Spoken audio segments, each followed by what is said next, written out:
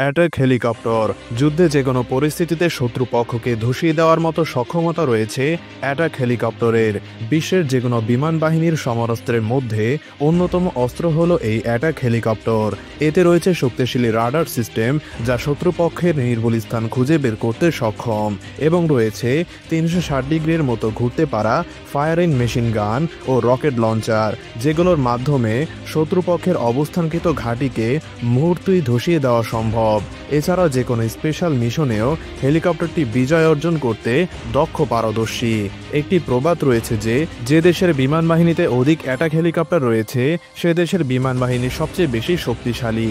সম্মানিত দর্শক, ইতিহাসে পৃথিবী চ্যানেলে আপনি যদি নতুন হয়ে থাকেন তাহলে অনুরোধ করব চ্যানেলটিকে সাবস্ক্রাইব করে পাশে থাকা বেল আইকনটিকে বাজিয়ে দিন। চলুন শুরু করা যাক।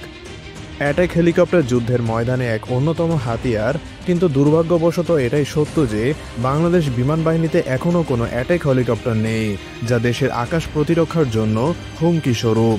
যত দ্রুত এটি বাংলাদেশ বিমান বাহিনীতে যুক্ত হবে, বিমান বাহিনী আরও বেশি শক্তিশালী হবে। এটি শুধু একটি যুদ্ধের অস্ত্রই নয়, যে কোনো দেশের বিমান বাহিনীর মধ্যবিন্দু, যাকে দিয়ে সহজেই যে কোনো মিশন সফল করা যায়। এই হেলিকপ্টারটি আকাশ ও ভূমি সব দিক দিয়ে আক্রমণ চালাতে সক্ষম, কেননা এতে রয়েছে শক্তিশালী ফায়ারিং মেশিন গান ও বিধ্বংসী রকেট লঞ্চার যা কয়েক কিলোমিটার পর্যন্ত লক্ষ্যবস্তুতে আঘাত হানতে সক্ষম। তাই আশা করা যায় খুব শীঘ্রই দেশের আকাশ প্রতিরক্ষায় অ্যাটাক হেলিকপ্টার যুক্ত হবে।